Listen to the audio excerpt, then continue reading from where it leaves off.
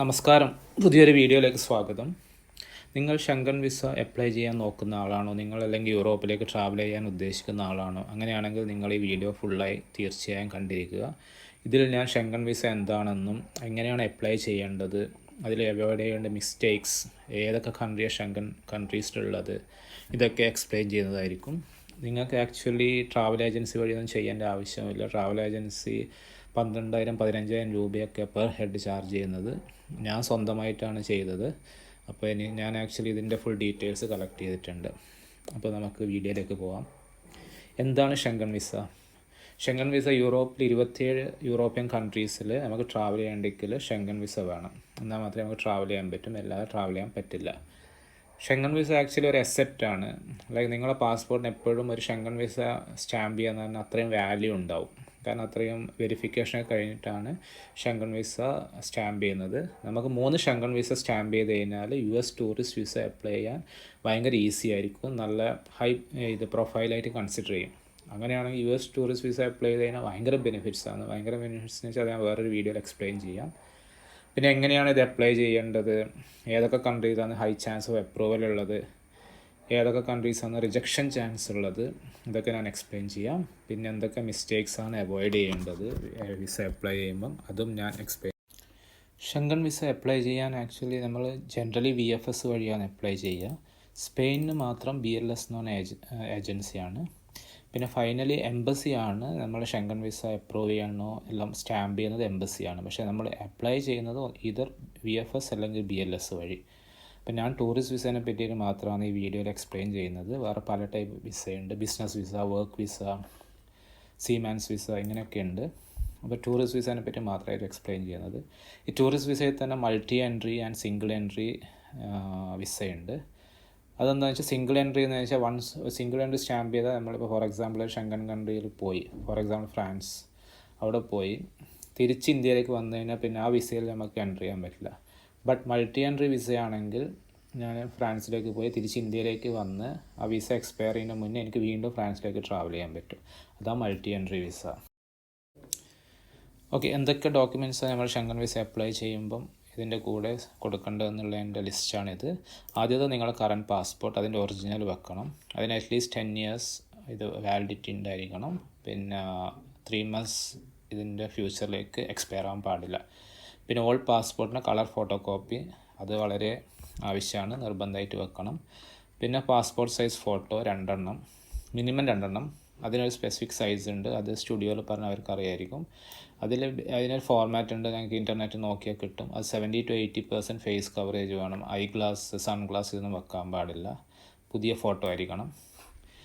പിന്നെ cover letter വെക്കണം. Cover letter എന്ന് വെച്ചാൽ കവർ ലെറ്റർ വെരി ഇമ്പോർട്ടൻ്റ് ആയിട്ടുള്ളൊരു ഡോക്യുമെൻ്റാണ്. അതിലെന്താണെന്ന് വെച്ചാൽ നമ്മളെ തന്നെ പ്രസൻറ്റ് ചെയ്യാണ്. ലൈക്ക് നമ്മൾ എന്തുകൊണ്ട് ട്രാവൽ ചെയ്യണം, ലൈക്ക് നമ്മൾ തിരിച്ച് ഇന്ത്യയിലേക്ക് വരും, നമുക്ക് സ്ട്രോങ് ടൈസ് ഇന്ത്യയിലേക്കുണ്ട്, അതൊക്കെയാണ് കവർ ലെറ്ററിൽ നമ്മൾ പറയാൻ പോണത്. നമുക്ക് ബ്ലാ എന്ത് വേണമെങ്കിലും പറയാം. ഐ ലൈക്ക് ദ കൾച്ചർ, എനിക്ക് യൂറോപ്പിലേക്ക് ട്രാവൽ ചെയ്യാൻ ഭയങ്കര ഇഷ്ടമാണ്, അങ്ങനെ പല ഇതിയാണ്. പക്ഷേങ്കിൽ നിങ്ങൾ വെറുതെ സ്റ്റോറി ബിൽഡപ്പ് ചെയ്ത് ഇടാൻ പാടില്ല, പ്രൊഫഷണൽ ആയിരിക്കണം കവർ ലെറ്റർ. ഞാൻ കവർ ലെറ്റർ ഇതിൻ്റെ കൂടെ അറ്റാച്ച് ചെയ്യാം. പിന്നെ കവർ ലെറ്ററിൽ നമ്മൾ വേറൊരു കാര്യം മെയിനായിട്ട് സ്പെസിഫൈ ചെയ്യേണ്ടത്, നമുക്ക് ഇന്ത്യയിലേക്ക് സ്ട്രോങ് ടൈസ് ഉണ്ട്, അതുകൊണ്ട് നമ്മൾ ഇന്ത്യയിൽ എന്തായാലും തിരിച്ചു വരും എന്നുള്ള സ്പെസിഫൈ ചെയ്യണം. അല്ലെങ്കിൽ വിസ ഓഫീസർ സ്റ്റാമ്പ് ചെയ്യില്ല, റിജക്റ്റ് ചെയ്യും. ഞാൻ അറ്റാച്ച് ചെയ്യാം. പിന്നെ നിങ്ങൾ വെക്കേണ്ടത്, ഇമ്പോർട്ടൻ്റ് ആയിട്ട് വെക്കേണ്ടത് 6 months സ്റ്റാമ്പ് ബാങ്ക് സ്റ്റേറ്റ്മെൻറ്റ് വെക്കണം. അതും ബാങ്കിൻ്റെ ലെറ്റർ ഹെഡ് തന്നെ വെക്കണം. അത് ബാങ്കിൻ്റെ ലെറ്റർ ഹെഡിൽ കളർ പ്രിൻ്റ് ഔട്ടിൽ തന്നെ വെക്കണം. അത് ബാങ്ക് സീൽ ചെയ്യാൻ വേണം, സൈൻ ചെയ്യാൻ വേണം. അത് ബാങ്കിൽ ചോദിച്ചാൽ അവർ തരും. പിന്നെ നിങ്ങൾ ഇൻകം ടാക്സ് ഫയൽ ചെയ്യുന്ന ആൾക്കാരാണെങ്കിൽ 3 വർഷത്തെ ITR അക്നോളജ്മെൻറ്റ് വെക്കണം. ഇത് വളരെ സപ്പോർട്ടിംഗ് ആയിട്ടുള്ള ഡോക്യുമെൻ്റാണ്. അതാകുമ്പോൾ അവർക്ക് ക്രെഡിബിലിറ്റി ഉണ്ട്, നമുക്ക് വർക്ക് ചെയ്യുന്ന ആളാണ്, നമ്മൾ പ്രോപ്പർ റൂൾസ് ലോസൊക്കെ ഫോളോ ചെയ്യുന്ന ആളാണ്, ഇൻകം ടാക്സ് ഫയൽ ചെയ്യുന്നുണ്ട്, പ്രൊഫൈൽ നല്ലതെന്നുള്ള ക്രെഡിബിലിറ്റി ഉണ്ട്. പിന്നെ നമ്മൾ വർക്ക് ചെയ്യുന്ന ഓഫീസിൽ നിന്ന് ഒരു NOC വാങ്ങണം. കാരണം ഈ എംപ്ലോയി ഇവിടെ വർക്ക് ചെയ്യുന്നുണ്ട്, ഇത്ര കാലമായി വർക്ക് ചെയ്യുന്നുണ്ട്, അയാൾ തിരിച്ച് വരും, ഓഫീസിന് ഇയാൾ ട്രാവൽ ചെയ്യുന്നതിന് കുഴപ്പമൊന്നുമില്ല, ലീവ് അപ്രൂവ്ഡ് ആണ് എന്നുള്ളൊരു NOC വാങ്ങണം. അതിൻ്റെ സാമ്പിൾ ഞാൻ അറ്റാച്ച് ചെയ്യും. പിന്നെ 3 മാസത്തെ പേ സ്ലിപ്പ്. പിന്നെ നിർബന്ധമായിട്ട് വെക്കേണ്ടത് ഫുള്ളി റീഫണ്ടബിൾ ടിക്കറ്റ്സ്. അത് നിർബന്ധമായിട്ട് വെക്കണം. പല വീഡിയോയിൽ ഞാൻ കണ്ടിട്ടുണ്ട് ഡമ്മി ടിക്കറ്റ് വെച്ചാൽ മതി. പക്ഷേ ഡമ്മി ടിക്കറ്റ് വെക്കുന്നത് ഭയങ്കര റിസ്കി ആയിട്ടുള്ള എഫെയർ ആണ്. കാരണം ഇൻ കേസ് ഡമ്മി ടിക്കറ്റ് അവർ കാരണം PNR വെച്ചിട്ടൊക്കെ ടിക്കറ്റ്സ് ചെക്ക് ചെയ്യുക. ഡമ്മി ടിക്കറ്റാണ് അവർ ഐഡൻറ്റിഫൈ ചെയ്താൽ ഫേക്ക് ഡോക്യുമെൻറ്റ്സ് പ്രൊഡ്യൂസ് ചെയ്യുന്നിട്ട് നമ്മളെ പാസ്പോർട്ടിൻ്റെ ചിലപ്പോൾ സ്റ്റാമ്പ് ചെയ്യാൻ ചാൻസ് ഉണ്ട്. അങ്ങനെയാണെങ്കിൽ പിന്നെ ഫ്യൂച്ചറിൽ വിസ കിട്ടാനും ഭയങ്കര പാടായിരിക്കും. അതുകൊണ്ട് അത് ഭയങ്കര സൂക്ഷിക്കണം. അപ്പോൾ അത് നമുക്ക് ആക്ച്വലി ഫുള്ളി റീഫണ്ടബിൾ ടിക്കറ്റ്സ് തന്നെ ബുക്ക് ചെയ്യുക, എമിറേറ്റ്സോ എയർ ഫ്രാൻസോ. ഞാൻ ലാസ്റ്റ് ടൈം ചെയ്തപ്പോൾ ഞാൻ എമിറേറ്റ്സിനെ ബുക്ക് ചെയ്തത്. അതല്ലെങ്കിൽ നിങ്ങൾക്ക് സ്വന്തമായി ചെയ്യാൻ പറ്റില്ലെങ്കിൽ നിങ്ങൾ എങ്ങനെ ട്രാവൽ ഏജൻസിനോട് പറഞ്ഞ് അവർ ഒരു 3000 4000 റുപ്പീസിന് 1 വീക്ക് വാലിഡിറ്റി ഉള്ള ഡമ്മി ടിക്കറ്റ്, ഡമ്മി അല്ല fully refundable original ticket book ചെയ്ത് തരും. പിന്നെ ഹോട്ടൽ ബുക്കിംഗ്സ് നിർബന്ധമായിട്ട് കാണിക്കണം. അത് നിങ്ങൾക്ക് booking.com എന്ന് പറഞ്ഞ സൈറ്റിൽ ഫുള്ളി റീഫണ്ടബിൾ ആയിട്ട് ഉള്ള രീതിയിൽ നമുക്ക് കാണിക്കാം. അത് booking.com പേയ്മെൻറ്റ് ഇല്ലാതെ തന്നെ ബുക്ക് ചെയ്തിട്ട് നമുക്ക് കാണിക്കാം. അത് ബുക്ക് ചെയ്യുമ്പോൾ നിങ്ങളൊരു കാര്യം മനസ്സിലാക്കേണ്ടത് ചില ഹോട്ടൽസിന് പേ അറ്റ് ഹോട്ടൽ എന്ന് പറഞ്ഞൊരു ഇതുണ്ടാവും. അതില്ലാത്തത് പരമാവധി അതില്ലാത്തത് ഓപ്റ്റ് ചെയ്യാൻ ശ്രമിക്കുക. കാരണം അതുണ്ടാകുമ്പം അത് ചില വിസ ആപ്ലിക്കേഷൻസിന് ഇഷ്യൂ ആയിട്ടുണ്ടെന്ന് ഞാനിങ്ങനെ അന്വേഷിച്ചപ്പോൾ പറഞ്ഞു. അപ്പോൾ ഞാൻ പേ അറ്റ് ഹോട്ടൽ ഓപ്റ്റ് ചെയ്തില്ല. ഞാൻ എൻ്റെ ക്രെഡിറ്റ് കാർഡ് ഡീറ്റെയിൽസ് കൊടുത്തിട്ട് ബ്ലോക്ക് ചെയ്ത് വെക്കുക ചെയ്തത്. അത് പേയ്മെൻ്റ് ഒന്നും ഉണ്ടായില്ല. ആ രീതിയിൽ ഓപ്റ്റ് ചെയ്യാൻ പറ്റും. അത് booking.com നിങ്ങൾ നോക്കിയാൽ കാണും. പിന്നെ ഞാൻ ഇതിൻ്റെ കാര്യം യൂറോയിൽ പാസിൻ്റെ കാര്യം ഞാൻ വരാം. ബിഫോർ ദാറ്റ് ട്രാവൽ ഇൻഷുറൻസ് നിർബന്ധമായിട്ട് വേണം. അതിന് $30,000 പെർ ഹെഡാണ്. അത് നിങ്ങൾ ഇതിൻ്റെ VFSൻ്റെയോ അല്ലെങ്കിൽ ഏതെങ്കിലും എംബസിയുടെ വെബ്സൈറ്റ് നോക്കിയാൽ കാണും. ഇത് ഞാൻ ഓൾറെഡി പറഞ്ഞു. മാരീഡ് ആണെങ്കിൽ മാരേജ് സർട്ടിഫിക്കറ്റിന് കോപ്പി വെക്കണം. പിന്നെ ബിസിനസ് ഓണേഴ്സ് ആണെങ്കിൽ അവരെ business related certificates, company pan, GST details, പിന്നെ അസറ്റ് വാല്യുവേഷൻ സർട്ടിഫിക്കറ്റ്. ഇത് ഭയങ്കര വാല്യൂ ഉള്ളൊരു സർട്ടിഫിക്കറ്റാണ് ബിസിനസ് ഓണേഴ്സ്, ഫ്രീലാൻസേഴ്സിനൊക്കെ. അല്ലാതെ ഇപ്പം നമുക്ക് പിന്നെ ITR ഉണ്ടെങ്കിൽ അതും പ്രൊഡ്യൂസ് ചെയ്യാം ഇതിൻ്റെ കൂടെ. കാരണം എന്താണെന്ന് വെച്ചാൽ സാധാരണ സാലറിയുടെ ആൾക്കാർക്ക് പേ സ്ലിപ്പ് കാണിക്കാം, അവർക്ക് കൺസിസ്റ്റൻറ്റ് ഇൻകം കാണിക്കാം. പക്ഷേ ഫ്രീലാൻസേഴ്സ്, ബിസിനസ് ഓണേഴ്സ് ആകുമ്പം ഫൈനാൻഷ്യൽ അങ്ങോട്ടും ഇങ്ങോട്ടും ചേഞ്ചസ് വരും. അപ്പോൾ അസറ്റ് വാല്യുവേഷൻ സർട്ടിഫിക്കറ്റ് ഉണ്ടെങ്കിൽ വളരെ നല്ലത്. അത് നോട്ടറീനെ കൊണ്ട് സൈൻ ചെയ്ത് വാങ്ങിപ്പിക്കണം. പിന്നെ നമ്മൾ ഇതിൻ്റെ കൂടെ അറ്റാച്ച് ചെയ്യേണ്ട ഒരു സാധനം ഐറ്റിനറിയാണ്. ഐറ്റിനറി എന്ന് വെച്ചാൽ നമ്മൾ 2 വീക്സാണ് ട്രാവൽ ചെയ്യുന്നുണ്ടെങ്കിൽ ആ 2 വീക്സിന് ഫുൾ ട്രിപ്പ് ഡീറ്റെയിൽസ്, എവിടെയൊക്കെ പോകണം എന്നുള്ളത് നമ്മൾ ഇതിൽ കാണിക്കണം. ഫുൾ ഡീറ്റെയിൽസ് വേണ്ട. ഫോർ എക്സാമ്പിൾ നമ്മൾ ഒരു ദിവസം ഇവിടെ പോകണു, വേറെ ദിവസം അവിടെ പോകണു, അങ്ങനെ ഇല്ല. ഇപ്പോൾ first day Paris, second day Colmar, അങ്ങനെയുള്ള details, third day may be Germany, അങ്ങനെ പോകുന്നുണ്ടെങ്കിൽ ആ ഡീറ്റെയിൽസ് കാണിക്കാം. അപ്പോൾ ഇതൊക്കെയാണെന്ന് വെച്ചാൽ നമ്മൾ GSM പേപ്പറിൽ പ്രിൻ്റ് ഔട്ട് എടുക്കണം. എല്ലാം കളർ പ്രിൻ്റ് ഔട്ട് വേണമെന്നില്ല. Like for example itinerary colour print out വേണ്ട. പക്ഷേ മാരേജ് സർട്ടിഫിക്കറ്റ് കളർ മതി. ട്രാവൽ ഇൻഷുറൻസ് കളർ വേണ്ട. പിന്നെ ഹോട്ടൽ ബുക്കിങ്സ് കളർ വേണ്ട. അത് എംപ്ലോയി അഗ്രിമെൻ്റൊക്കെ കമ്പനിയുടെ സ്റ്റാമ്പൊക്കെ ഉള്ളതുകൊണ്ട് കളർ വേണം. ഇത് കളർ വേണം. പിന്നെ യൂറോയിൽ പാസ് എന്ന് വെച്ചാൽ അതൊരു മാൻഡേറ്ററി ഡോക്യുമെൻ്റ് അല്ല.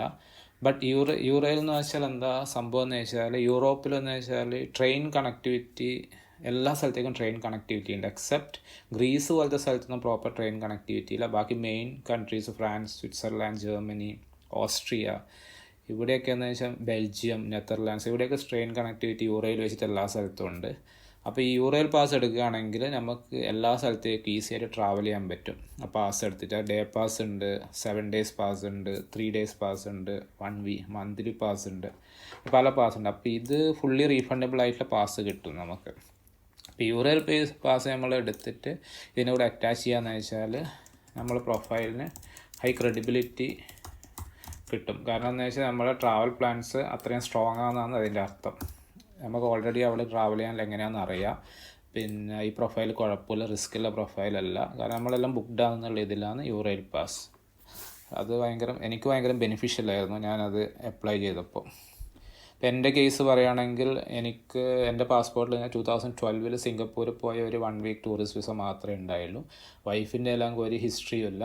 ബട്ട് ഫസ്റ്റ് ടൈം അപ്ലൈ ചെയ്തപ്പോൾ തന്നെ നമുക്ക് ഫ്രാൻസിൽ 40 days multi entry visa stamp ചെയ്ത് കിട്ടും. നമ്മൾ ഇതൊക്കെയാണ് മെയിനായിട്ട് ഡോക്യുമെൻറ്റ്സ് കാണിച്ചത്. പിന്നെ നിങ്ങൾക്ക് ഇതിൻ്റെ കൂടെ ക്രെഡിബിലിറ്റി കൂട്ടാൻ വേണ്ടിയിട്ട് ഹൈ ചാൻസ് ഓഫ് സ്റ്റാമ്പിങ്ങിന് വേണ്ടിയിട്ട് അറ്റാച്ച് ചെയ്യാൻ പറ്റുന്ന ഡോക്യുമെൻറ്റ്സ് എന്ന് വെച്ചാൽ നിങ്ങൾക്കിപ്പോൾ ലാൻഡോ അപ്പാർട്ട്മെൻറ്റോ നിങ്ങളെ പേരിലുണ്ടെങ്കിൽ അത് ഇമ്മൂവബിൾ പ്രോപ്പർട്ടിയാണ്. അപ്പോൾ അതിൻ്റെ അർത്ഥം എന്ന് വെച്ചാൽ ഈ കാൻഡിഡേറ്റ് യൂറോപ്പ് പോയിട്ട് എബ്സ്കോണ്ട് ചെയ്യില്ല, തിരിച്ചു വരും എന്നുള്ളതിൻ്റെ പ്രൂഫ്. അത് ഭയങ്കര അത് ഉണ്ടെങ്കിൽ അത് അറ്റാച്ച് ചെയ്യാൻ പറ്റുന്ന ഒരു മെയിൻ പ്രോപ്പർട്ടിയാണ്. പിന്നെ പെൻഷൻ സ്റ്റേറ്റ്മെൻറ്റ്സ്. കാരണം ഞാൻ മെയിനായിട്ട് അറ്റാച്ച് ചെയ്ത ഡോക്യുമെൻ്റ് എൻ്റെ പബ്ലിക് പ്രൊവിഡൻറ്റ് ഫണ്ടിൻ്റെ ഡോക്യുമെൻറ്റും ഓഫീസിലെ പെൻഷൻ സ്റ്റേറ്റ്മെൻറ്റ്സ് ആയിരുന്നു. കാരണം അതിൻ്റെ ക്രെഡിബിലിറ്റി എന്ന് വെച്ചാൽ അത് ഗവൺമെൻറ്റായിട്ട് അറ്റാച്ച് ചെയ്തിരിക്കുന്ന സാധനം. അപ്പോൾ യൂറോപ്പിൽ പെൻഷൻ സ്റ്റേറ്റ്മെൻറ്റ്സ് എന്ന് വെച്ചാൽ അവർ ഭയങ്കര വാല്യൂ ചെയ്യുന്ന ഒരു ഡോക്യുമെൻറ്റാണ്. അപ്പോൾ അങ്ങനെ ഒരു ഡോക്യുമെൻ്റ് നമുക്ക് കിട്ടുകയാണെങ്കിൽ അത് ഇതിൻ്റെ കൂടെ അറ്റാച്ച് ചെയ്താൽ നമുക്ക് ഹൈ വാല്യൂ ഉണ്ടാവും, സ്റ്റാമ്പ് ചെയ്ത് കിട്ടാൻ ഹൈ വാല്യൂ ഉണ്ടാവും. പിന്നെ ഫിക്സഡ് ഡെപ്പോസിറ്റ് ഇതേപോലെ ചുമ്മാ നമുക്കെന്ന് വെച്ചാൽ എവിടുന്നെങ്കിലും പിന്നെ ചെയ്യാൻ പറ്റില്ല. കാരണം ഇതിനൊക്കെ എന്ന് വെച്ചാൽ ക്രെഡിബിലിറ്റി കൂടുതലാണ്. കാരണം ഫിക്സഡ് ഡെപ്പോസിറ്റ് നമുക്ക് ബാങ്കിൽ പോയി ചെയ്യണം, അതിപ്പോൾ എന്ന് വെച്ചാൽ തിരിച്ച് അക്കൗണ്ടിലേക്ക് വരണം. അപ്പോൾ ഇതൊക്കെയെന്ന് വെച്ചാൽ കാൻഡിഡേറ്റിന് strong ties with native country ഉണ്ട് എന്നാണ് വിസ ഓഫീസറിന് മനസ്സിലാവും. അപ്പോൾ അവർ സ്റ്റാമ്പ് ചെയ്യും. ക്രെഡിബിലിറ്റി കുറവുള്ള സാധനങ്ങളാണ് സ്റ്റോക്സ്, മ്യൂച്വൽ ഫണ്ട്സ് ഒക്കെ. കാരണം ഇതിൻ്റെ റിസ്ക് എന്ന് വെച്ചാൽ ഹൈലി ലിക്വിഡാണ്. ലൈക്ക് നമുക്കിപ്പോൾ ഇപ്പോൾ എനിക്കൊരു കേസ് അറിയായിരുന്നു. പുള്ളിക്ക് 1 CR സ്റ്റോക്സ്, മ്യൂച്വൽ ഫണ്ട്സ് ഉണ്ട്. പുള്ളി ഒരു ബിസിനസ് ഓണറാണ്. പക്ഷേ പുള്ളിക്ക് എന്ന് വെച്ചാൽ 3 പ്രാവശ്യം അപ്ലൈ ചെയ്തിട്ട് റിജക്റ്റ് ആയിപ്പോയി. അപ്പോൾ എന്ന് വെച്ചാൽ അങ്ങനെ അന്വേഷിച്ച് പോയപ്പോഴാണ് കേസ് മനസ്സിലായത് ഈ സ്റ്റോക്സ്, മ്യൂച്വൽ ഫണ്ട്സിന് ക്രെഡിബിലിറ്റി കുറവാണ്. അതെന്ന് വെച്ചാൽ ഇവിടുന്ന് ഡിമാറ്റ് അക്കൗണ്ട് ആണല്ലോ. അപ്പോൾ ഇവിടുന്ന് നമുക്ക് ഡിജിറ്റലി വിഡ്രോ ചെയ്ത് നമുക്ക് എബ്സ്കോണ്ട് ചെയ്യാൻ പറ്റും. അപ്പോൾ അങ്ങനെ ഒരു കേസ് ഉണ്ട്. അതുകൊണ്ട് അത് സൂക്ഷിക്കണം. ബാക്കിയുള്ള ഡോക്യുമെൻറ്റ്സൊക്കെ നിങ്ങൾക്ക് ചെയ്യാം. പിന്നെ നിങ്ങൾക്ക് അറ്റാച്ച് ചെയ്യാൻ പറ്റുന്ന ഒരു സാധനമാണ് ക്രെഡിറ്റ് കാർഡ് സ്റ്റേറ്റ്മെൻറ്റ്സ്. കാരണം ഇത് നമുക്ക് പർച്ചേസിങ് പവർ ഉണ്ടെന്ന് കാണിക്കേണ്ടിയിട്ട് നമുക്ക് അറ്റാച്ച് ചെയ്യാൻ പറ്റുന്ന ഒരു ഡോക്യുമെൻ്റാണ് ക്രെഡിറ്റ് കാർഡ് സ്റ്റേറ്റ്മെൻറ്റ്സ്. ഏതെങ്കിലും മെയിൻ ക്രെഡിറ്റ് കാർഡിൻ്റെ സ്റ്റേറ്റ്മെൻറ്റ് കാണിച്ചാൽ മതി. ഓക്കെ. പിന്നെ നമുക്ക് എന്ന് വെച്ചാൽ ഇതിൻ്റെ കൂടെ വേറൊരു ഈ 6 months ബാങ്ക് സ്റ്റേറ്റ്മെൻറ്റ് കാണിക്കുന്നൊരു കേസ് ഞാൻ പറഞ്ഞിട്ടുണ്ടായല്ലോ. അപ്പോൾ ഇതിൻ്റെ കൂടെ നമുക്കെന്ന് വെച്ചാൽ ഇതിപ്പോൾ യൂറോപ്പ് ട്രാവൽ ചെയ്യുമ്പം നമുക്ക് ഇത്ര ഫിക്സഡ് എമൗണ്ട് കാണിക്കണം. നമുക്ക് ട്രാവൽ ചെയ്യാൻ ഇത്ര കയ്യിൽ പൈസ ഉണ്ട്. അപ്പോൾ അതെന്ന് വെച്ചാൽ ഫോർ എക്സാമ്പിൾ ആസ് പെർ ഇവർ പറയുന്ന ഫ്രാൻസ് പറയുന്നത് ഹോട്ടൽ ബുക്കിംഗ് ഇല്ലെങ്കിൽ നമുക്ക് 65 euros പെർ ഡേ സ്റ്റേ കാണിക്കണം.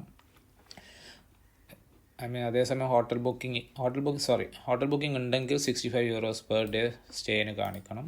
ഹോട്ടൽ ബുക്കിംഗ് ഇല്ലെങ്കിൽ 120 euros പെർ ഡേ കാണിക്കണം. അത് നമ്മളെ ബാങ്ക് അക്കൗണ്ട് കാണിക്കണം. ആ എമൗണ്ടാണ് നമ്മൾ അവിടെ പോയാൽ സ്പെൻഡ് ചെയ്യാൻ കാണിക്കുന്ന എമൗണ്ട്. അപ്പോൾ അത് നിർബന്ധമായിട്ട് നമ്മൾ ബാങ്ക് സ്റ്റേറ്റ്മെൻറ്റിൻ്റെ കൂടെ അത് കാണിച്ചിരിക്കണം. അപ്പോൾ ജനറലി ഞാൻ ഏജൻസിയിലൊക്കെ അന്വേഷിച്ചപ്പോൾ അവർ പറഞ്ഞു 6 to 7 lakhs ഒക്കെ കാണിക്കണം എന്നൊക്കെ പറഞ്ഞു. അപ്പോൾ ഞാൻ ആക്ച്വലി യൂറോപ്പിൽ 1-2 ആൾക്കാരോട് അവിടെ നേറ്റീവ് ആൾക്കാരോട് സംസാരിച്ചപ്പോൾ അവർ പറഞ്ഞു അത് സത്യം പറഞ്ഞാൽ റിസ്ക്കാണ്. കാരണം സഡൻലി നിങ്ങളുടെ അക്കൗണ്ട് അത്ര ഒരു സ്പൈക്ക് വന്നാൽ അത് റെഡ് ഫ്ലാഗ് ആയിട്ട് വിസ ഓഫീസർ സ്റ്റാമ്പ് ചെയ്യും. അപ്പോൾ സ്റ്റാമ്പ് ചെയ്യാൻ പ്രോബബിലിറ്റി ലോ ആവും. അപ്പോൾ ഫേക്ക് ചെയ്യുന്ന പോലത്തെ ഒരു കേസ് വരും. അതുകൊണ്ട് അങ്ങനെ കാണിക്കണ്ട. ഇവർ 120 euros പറഞ്ഞ പ്രകാരം അതുപോലെ കാണിച്ചാൽ മതി എന്ന് പറഞ്ഞു. അപ്പോൾ ഞാനെന്താ ചെയ്തതെന്ന് വെച്ചാൽ ലൈക്ക് എനിക്ക് ഈവൺ അക്കോമഡേഷൻ കാണിച്ചെങ്കിലും ഞാൻ ആക്ച്വലി 120 euros അക്കൗണ്ടിൽ 2 ആൾക്ക് വെച്ച് 240 euros വെച്ചിട്ട് ചെയ്തു. അപ്പോൾ 240 euros 2 weeks വെച്ചിട്ട് അപ്രോക്സിമേറ്റ് 3.5 lakhs ആണ് എൻ്റെ അക്കൗണ്ട് കാണിച്ചത്. അല്ലാണ്ട് ഏജൻറ്റ് പറഞ്ഞ പോലെ 6 lakhs ഞാൻ കാണിക്കാൻ പോയില്ല. അതുകൊണ്ട് എനിക്ക് വേറെ റിസ്ക് ഒന്നും ഉണ്ടായില്ല. അപ്പോൾ ഈ ഏജൻറ്റ്സ് ആകുമ്പോൾ അവർക്കൊരു ഒരു പ്രോസസ്സ് ഉണ്ടാവും. എല്ലാവർക്കും അവർ അതേ ഫോളോ ചെയ്യുക. അപ്പോൾ നിങ്ങൾ സ്വന്തമായിട്ട് ചെയ്ത് അറ്റ്ലീസ്റ്റ് നിങ്ങൾ ഈ പ്രോസസ്സ് പഠിക്കുകയും ചെയ്യും. പിന്നെ എന്ന് വെച്ചാൽ നമുക്ക് അറിയാനും പറ്റും. വെറുതെ ഏജൻറ്റിന് അത്രയും പൈസ കൊടുക്കേണ്ട ആവശ്യമില്ല. എൻ്റെ ഓഫീസിൽ തന്നെ 2 ആൾക്കാർക്ക് അറൗണ്ട് 30,000 രൂപയോളം പോയിട്ടുണ്ട്. പിന്നെ ഒരാൾക്ക് സ്റ്റാമ്പ് ചെയ്ത് മറ്റേ സ്റ്റാമ്പ് ചെയ്ത് കിട്ടിയില്ല. അത് ഒറ്റയ്ക്ക് ചെയ്ത് റിസ്ക് ഒന്നുമില്ല. എപ്പോഴും ഇതൊക്കെ സ്വന്തം പഠിക്കുന്നത് നല്ലത്. പിന്നെ വേറൊരു കേസ് ഞാൻ ആൾക്കാരിൽ നിന്ന് കേട്ടതെന്ന് വെച്ചാൽ നമ്മുടെ അക്കൗണ്ടിൽ ഹ്യൂജ് എമൗണ്ട് ഉണ്ടെങ്കിൽ ഇപ്പം മേ ബി 25 lakhs 30 lakhs ഒക്കെ അക്കൗണ്ടിലുണ്ടെങ്കിൽ സ്റ്റാമ്പ് ചെയ്ത് കിട്ടാനുള്ള ചാൻസ് കുറവാണ്. അതൊരു റിസ്ക് ഉണ്ട്. അതിൻ്റെ റിസ്ക് എന്താണെന്ന് വെച്ചാൽ അത്രയും എമൗണ്ട് ഉള്ള ആൾക്ക് അവിടുന്ന് വിഡ്രോ ചെയ്തിട്ട് വേണമെങ്കിൽ അവിടുന്ന് ഫ്രീ ചെയ്യാം. അതുകൊണ്ടെന്ന് വെച്ചാൽ അങ്ങനെ ഒരു റിസ്ക്കും കൂടിയില്ല. അത് അത്രയും എമൗണ്ട് ബാങ്ക് അക്കൗണ്ട് കാണിക്കാതിരിക്കുന്നതാണ് എപ്പോഴും സേഫ്. ഒരു മോഡറേറ്റ് പ്രൊഫൈലായിട്ട് ഇരിക്കുന്നതാണ് നല്ലത്. ഓക്കെ.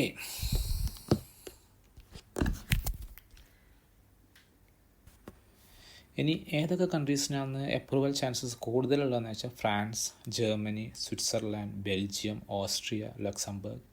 ഇറ്റലി സംടൈംസ്, കാരണം ഇറ്റലീൻ്റെ ഒരു റിസ്ക് ഇടക്കാലത്തുണ്ടായ കണ്ടമാനം ഇല്ലീഗൽ ഇമിഗ്രേഷൻ അവിടെ ഉള്ളത് കൊണ്ട് ഇറ്റലി ഭയങ്കരമായിട്ട് കോഷ്യസ് ആയിട്ടുണ്ട് ലേറ്റ്ലി.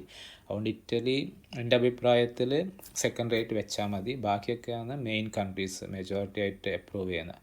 ഹൈ റിജക്ഷൻസ് ചെയ്യുന്നത് മാൾട്ട, സ്ലൊവേനിയ, പോർച്ചുഗൽ, ഇവരൊക്കെ ചെറിയ ചെറിയ കൺട്രീസാണ്. കാരണം അതിൻ്റെ റിസ്ക് എന്താണെന്ന് വെച്ചാൽ അവിടെ നിന്ന് അത്ര റെഗുലേറ്റഡ് അല്ല. അപ്പോൾ ആൾക്കാർ അവിടെ കയറിയിട്ട് എബ്സ്കോണ്ടാനുള്ള പ്രോബിലിറ്റി ഭയങ്കര ഹൈ ആയതുകൊണ്ട് അവർ നല്ല രീതിയിൽ സ്ക്രൂട്ടിനി ചെയ്യും. പിന്നെ ഗ്രീസും ഫസ്റ്റ് ടൈം ചെയ്യുന്നത് ഭയങ്കര റിസ്ക്കാണ്. പിന്നെ ഡെൻമാർക്ക് ആക്ച്വലി ഭയങ്കര അടിപൊളിയായിട്ട് വിസ കൊടുത്തുകൊണ്ടിരുന്നതായിരുന്നു. അപ്പോൾ പക്ഷേങ്കിൽ ആൾക്കാരെ പിന്നെ ഒരു ഇഷ്യൂ എന്താണെന്ന് വെച്ചാൽ ആൾക്കാർ ഡെൻമാർക്കിൽ നിന്ന് വിസ എടുക്കും, എന്നിട്ട് ഡെൻമാർക്ക് പോവില്ല, വേറെ എവിടെയും പോകും. അതിന് വിസ ഷോപ്പിങ്ങോ വിസ ഹോപ്പിംഗ് ഏതോ ഒന്നാ പറയുക, എക്സാക്ട്ലി കിട്ടാൻ ഓർമ്മയില്ല. അപ്പോൾ അതുകൊണ്ട് ഡെൻമാർക്ക് പിന്നെ ഇത് അപ്ലൈ ചെയ്യുന്നത് റിസ്ക്കാണ്. അതുകൊണ്ട് ഡെൻമാർക്ക് അവോയ്ഡ് ചെയ്യുക. പിന്നെ എനിക്കൊരു കാര്യം പറയാനുള്ളത്, നമ്മൾ ആക്ച്വലി എന്ന് വെച്ചാൽ ഇപ്പോൾ ഫ്രാൻസിലേക്ക് നമ്മൾ അപ്ലൈ ചെയ്യുന്നുണ്ടെങ്കിൽ നമ്മളെന്ന് വെച്ചാൽ ആദ്യത്തെ പോർട്ട് എൻട്രി, ലൈക്ക് നമ്മൾ ഫ്ലൈറ്റ് ബുക്ക് ചെയ്യുന്നത് ഫ്രാൻസിലേക്കായിരിക്കണം. കാരണം സ്വിറ്റ്സർലാൻഡിലാണെങ്കിൽ നമ്മൾ ആദ്യം എൻട്രി ചെയ്യുന്നത് സ്വിറ്റ്സർലാൻഡിലായിരിക്കണം. ആസ് പെർ റൂൾ അങ്ങനെ ഇല്ല, ബട്ട് സേഫ് സൈഡ് നമ്മളങ്ങനെ ചെയ്തില്ലെങ്കിൽ അവരത് വെരിഫൈ ചെയ്യും. എന്തുകൊണ്ടാണ് അത് നമ്മൾ ജസ്റ്റിഫൈ ഉണ്ട്, നമ്മൾ എന്തുകൊണ്ട് അവിടെ ഇറങ്ങിയില്ല എന്നുള്ളത്. അതേപോലെ നമ്മളിപ്പം 2 വീക്സ് ട്രിപ്പാണ് പ്ലാൻ ചെയ്യുന്നുണ്ടെങ്കിൽ നമ്മൾ പിന്നെ ഫ്രാൻസാന്ന് വിസ നമുക്ക് ഇഷ്യൂ ചെയ്തിട്ടുണ്ടെങ്കിൽ നമ്മളൊരു 3-4 ദിവസം ഫ്രാൻസിൽ കാണിക്കുന്ന രീതിയിൽ ഐറ്റിനറി സബ്മിറ്റ് ചെയ്യണം. ഫൈനലി നിങ്ങൾക്ക് വിസ കിട്ടിക്കഴിഞ്ഞാൽ നിങ്ങൾക്ക് പിന്നെ ഫ്രാൻസിൽ പോയിട്ട് അവിടുന്ന് 1 ഡേ ഫ്രാൻസിൽ നിന്നിട്ട് അപ്പം തന്നെ ജർമ്മനിയോ സ്വിറ്റ്സർലാൻഡ് എവിടെ വേണമെങ്കിലും പോവാം. ബട്ട് നമ്മൾ ഐറ്റിനറിയിൽ അത് സ്പെസിഫിക് ആയിട്ട് കാണിച്ചിരിക്കണം, അത് ഭയങ്കര ഇമ്പോർട്ടൻ്റ്. പിന്നെ വേറൊരു കാര്യം പറയാനുള്ളത്, VFSൽ നമ്മൾ പോയിട്ട് അപ്ലൈ ചെയ്യുമ്പോൾ നമ്മളെ ബയോമെട്രിക് എടുക്കും. ബയോമെട്രിക് എന്ന് വെച്ചാൽ നമ്മളെ ഫിംഗർ പ്രിൻറ്റും പിന്നെ ഐറിസും എടുക്കും, സ്കാൻ ചെയ്യും. അത് 5 ഇയേഴ്സാണ് വാലിഡിറ്റി. VFSൽ അപ്ലൈ ചെയ്യേണ്ട എങ്ങനെയാണെന്നുള്ളത് ഞാൻ പറഞ്ഞു തരാം. പിന്നെ മെയിനായിട്ട് നമുക്ക് ഒഴിവാക്കേണ്ട മിസ്റ്റേക്സ് എന്ന് വെച്ചാൽ, ഒന്ന് proper flight tickets and itinerary. Dummy ticket avoid ചെയ്യണം. പ്രോപ്പറായിട്ടുള്ള സാധനം തന്നെ ഫ്ലൈറ്റ് ടിക്കറ്റ്സ്, ഹോട്ടൽ, ഐറ്റിനറി കാണിക്കണം. ഇതാണ് നമുക്ക് മെയിനായിട്ട് അവോയ്ഡ് ചെയ്യേണ്ട മിസ്റ്റേക്ക്. ഇത് പിന്നെ ഫണ്ട് പ്രോപ്പറായി കാണിക്കുക. ഇതൊക്കെ നമുക്ക് ഡോക്യുമെൻറ്റ്സ് പ്രോപ്പർ ആണെങ്കിൽ 95% കേസിലും നമുക്ക് റിസ്ക് ഒന്നും ഉണ്ടാവില്ല, എന്തായാലും സ്റ്റാമ്പ് ചെയ്യും. ഇനി ഞാൻ VFS വഴി എങ്ങനെയാണ് ഷെങ്കൻ വിസക്ക് വേണ്ടിയിട്ട് ബുക്ക് ചെയ്യുന്നതെന്നുള്ളത് കാണിച്ചു തരാം. VFS എന്ന് വെച്ചാൽ VFS ഓരോ കൺട്രിക്ക് ഓരോ പോർട്ടലുണ്ട്. ഇപ്പോൾ VFS D എന്ന് വെച്ചാൽ ജർമ്മനിയാണ്, ഇത് കണ്ടോ, റിപ്പബ്ലിക് ഓഫ് ജർമ്മനി. ഇനി VFS ഫ്രാൻസിന് വേറെ പോർട്ടലുണ്ട്, ഇതാണ് ഫ്രാൻസിൻ്റെ പോർട്ടൽ. അതേപോലെ സ്പെയിനാണെങ്കിൽ VFS അല്ല, അത് BLS ആണ് ചെയ്യുന്നത്. അപ്പോൾ ഓരോ ആൾക്കാർക്ക് ഓരോ പോർട്ടലുണ്ട്. അപ്പോൾ അത് നിങ്ങൾക്ക് ഏത് കൺട്രിയാണ് വേണ്ടതെന്ന് വെച്ചാൽ സ്പെസിഫിക് ആയിട്ട് അത് നമ്മൾ എടുത്ത് ചെയ്യണം. ഓൾറൈറ്റ്, അപ്പോൾ VFS ജർമ്മനി പറ്റാത്തതുകൊണ്ട് ഞാൻ VFS ഫ്രാൻസിലൊരു അക്കൗണ്ട് ഉണ്ടാക്കി. അപ്പോൾ ലോഗിൻ ചെയ്തുകൊണ്ട് നിങ്ങൾക്ക് ഇങ്ങനെയാണ് കാണിക്കുക. അതിൽ സ്റ്റാർട്ട് ന്യൂ ബുക്കിംഗ് കൊടുക്കുക, ദെൻ സെലക്ട് യുവർ സെൻറ്റർ. നമുക്കടുത്ത് കൊച്ചിൻ ആണ്, കൊച്ചിൻ ഓപ്റ്റ് ചെയ്യുക. പിന്നെ ഇവിടെ ഇത് വരും, ഇവിടെ പോയിട്ട് നിങ്ങൾ വിസ ടൈപ്പ് സെലക്ട് ചെയ്യുക. നമ്മൾ ഷോർട്ട് സ്റ്റേ ടൂറിസമാണ്, അത് സെലക്ട് ചെയ്തു. ഇവിടെ സ്ലോട്ട്സ് കാണിക്കും. ഇപ്പോൾ 8-9 8-9 നെക്സ്റ്റ് വീക്ക്. മാക്സിമം 5 ആപ്ലിക്കേഷൻസ് മാത്രമേ ഒരു അക്കൗണ്ടിൽ നിന്ന് ബുക്ക് ചെയ്യാൻ പറ്റും. അപ്പോൾ നിങ്ങൾ 5 പേരുണ്ടെങ്കിൽ ഏർലിയസ്റ്റ് അവൈലബിൾ സ്ലോട്ട് ഒക്ടോബർ 3 അത് ഇതിൽ കാണിക്കുക ഏതൊക്കെ സ്ലോട്ട്. എപ്പോഴും ശ്രദ്ധിക്കേണ്ടത് സ്ലോട്ട് രാവിലെ തന്നെ പോകണം. രാവിലത്തെ സ്ലോട്ട് കിട്ടുകയാണെങ്കിൽ ഏറ്റവും സേഫ്, കാരണം പെട്ടെന്ന് പരിപാടി തീർക്കാൻ പറ്റും. കണ്ടിന്യൂ. ഇവിടെ ഫ്രാൻസ് വിസ രജിസ്ട്രേഷൻ നമ്പർ എന്ന് പറഞ്ഞൊരു സംഭവമുണ്ട്. അതെന്താണെന്ന് വെച്ചാൽ, ഇപ്പോൾ ജർമ്മനിക്ക് ഒരു പോർട്ടലുണ്ട്, അവിടെ നമ്മൾ ഓൾറെഡി നമ്മൾ ഡീറ്റെയിൽസ് ഒക്കെ കൊടുത്തിട്ട് ഒരു ആപ്ലിക്കേഷൻ ഉണ്ടാക്കിയിട്ട് പ്രിൻ്റ് ഔട്ട് എടുക്കണം, അത് ഇതിൻ്റെ കൂടെ അറ്റാച്ച് ചെയ്യണം. അതേപോലെ ഫ്രാൻസിനും ഇതേപോലെ ഒരു പോർട്ടലുണ്ട്, അവിടെ നമ്മൾ അക്കൗണ്ട് ഉണ്ടാക്കി ഡീറ്റെയിൽസ് ഒക്കെ ഫില്ല് ചെയ്ത് ആ ആപ്ലിക്കേഷൻ നമ്പർ ഇതിൻ്റെ കൂടെ അറ്റാച്ച് ചെയ്യണം. ഇതാണ് ഫ്രാൻസിൻ്റെ പോർട്ടൽ. ഇതൊക്കെ ഞാൻ വീഡിയോൻ്റെ താഴെ അറ്റാച്ച് ചെയ്യുക. അപ്പോൾ സ്റ്റാർട്ട് യുവർ വിസ ആപ്ലിക്കേഷൻ എന്ന് പറഞ്ഞിട്ട് ഇത് ചെയ്താൽ നമ്മൾ ഇവിടെ ഒരു അക്കൗണ്ട് ഉണ്ടാക്കിയിട്ട് ഒരു ഫുൾ ഡീറ്റെയിൽസ് കൊടുത്തിട്ട് അക്കൗണ്ട് ഉണ്ടാക്കണം. എന്നിട്ട് അത് പ്രിൻ്റ് എടുക്കണം. അതിൽ നമ്മൾ ബാർകോഡും അങ്ങനത്തെ കുറേ കാര്യങ്ങളൊക്കെ ഉണ്ടാവും, അത് ഇതിൻ്റെ കൂടെ അറ്റാച്ച് ചെയ്യണം VFS പോകുമ്പോൾ. ജർമ്മനിക്കാണെങ്കിൽ ഇവിടെയാണ് ചെയ്യേണ്ടത്. വൈഡെക്സ് എന്ന് പറഞ്ഞൊരു പോർട്ടലുണ്ട്, ഇവിടെയാണ് ചെയ്യേണ്ടത്. അപ്പോൾ ആ ഡീറ്റെയിൽസ് നമ്മളവിടെ കൊടുക്കണം. അപ്പോൾ നമ്മളെ കേസിൽ നമുക്കൊരു FRA1B 2025 9002501. നോക്കട്ടെ പറ്റും. എടുത്തില്ല. ഓക്കെ, ഒന്ന് ഹോൾഡ്. ഞാനൊരു ഡമ്മി നമ്പർ ജനറേറ്റ് ചെയ്യട്ടെ. ഓക്കെ, ഞാനൊരു ഡമ്മി നമ്പർ ഇവിടെ ജനറേറ്റ് ചെയ്തിട്ടുണ്ട്.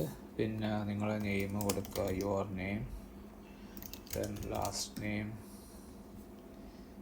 gender, date of birth, your date of birth 12/12/1990, anything, India. Then passport number എന്തെങ്കിലും നിങ്ങളുടെ പാസ്പോർട്ട് നമ്പർ കൊടുക്കാം. Expiry, contact number, email address,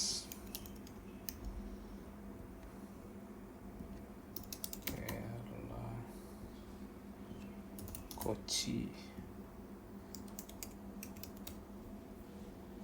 കൊടുത്ത് സേവ് ചെയ്യുക. അപ്പോൾ നിങ്ങളുടെ ഡീറ്റെയിൽസ് ഇവിടെ വരും.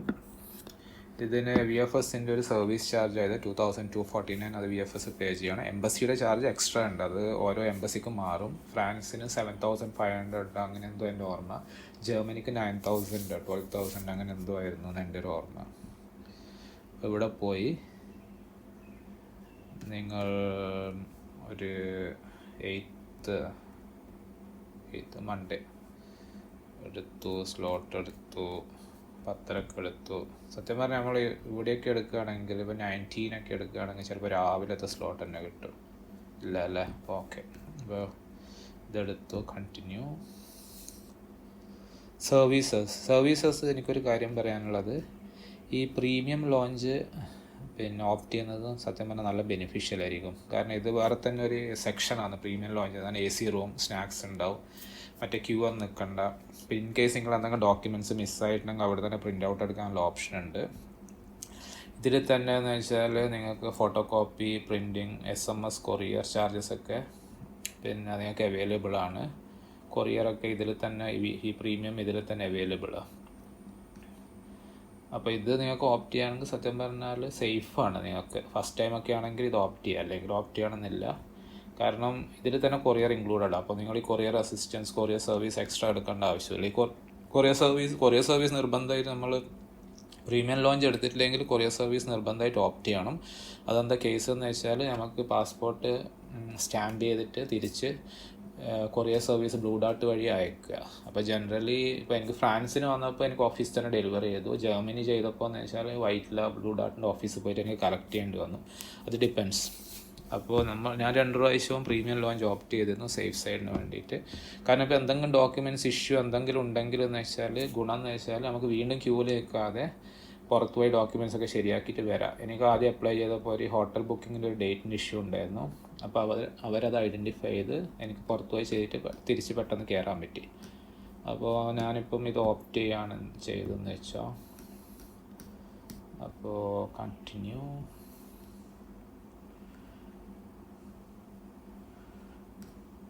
ഇതൊന്നും എടുക്കണ്ട, ട്രാവൽ അസിസ്റ്റൻസ്, ഇൻഷുറൻസ് ഒന്നും എടുക്കണ്ട. കാരണം ഇത് നമ്മളല്ലാതെ ഇൻഷുറൻസ് നമ്മളതിൽ എടുക്കുന്നുണ്ട്. അപ്പോൾ ഇത് VFSന് ഇൻഷുറൻസ് ഭയങ്കര എക്സ്പെൻസീവാണ്. അത് നമ്മൾ പിന്നെ എടുക്കേണ്ട ആവശ്യമില്ല. ഇതിൽ ജസ്റ്റ് ഇത് ഡീറ്റെയിൽസ് മാത്രം കൊടുത്താൽ മതി. ലൈക്ക് നമ്മൾ ട്രാവൽ ചെയ്യുന്ന ഡേറ്റ് എപ്പോഴാണ് എന്നുള്ളതൊക്കെ എന്താണെന്നുള്ളത് നോക്കിയിട്ട് എന്തെങ്കിലും. ഓക്കെ, അത് ഞാൻ പറഞ്ഞത് ഗെറ്റ് കോട്ട്. ഓക്കെ, അത് എടുക്കേണ്ട ആവശ്യമില്ല. കണ്ടിന്യൂ. നമുക്കല്ലാതെ തന്നെ ട്രാവൽ ഇൻഷുറൻസിൻ്റെ VFSന് അത് എടുക്കണ്ട. അപ്പോൾ ഇതിൽ ഫുൾ ഡീറ്റെയിൽസ് വരും, നമ്മൾ ഡീറ്റെയിൽസ് എല്ലാം ഇതും വരും. അപ്പോൾ VFS ഫീ ഇത് പേ ചെയ്യണം.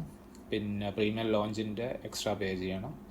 അത് നിങ്ങൾ ഓൺലൈനായിട്ട് ഇവിടുന്ന് പേ ചെയ്യുക, അല്ലെങ്കിൽ അവിടെ പോയിട്ടും ഇവിടെ തന്നെ പേ ചെയ്യണം. ഇവിടെ പേ ചെയ്ത് കഴിഞ്ഞിട്ടൊരു റെസിപ്റ്റ് കിട്ടും. ആ റെസിപ്റ്റായിട്ട് ആ ഡേറ്റിനാണ് VFSൻ്റെ ഓഫീസ് പോകേണ്ടത്. റൈറ്റ്.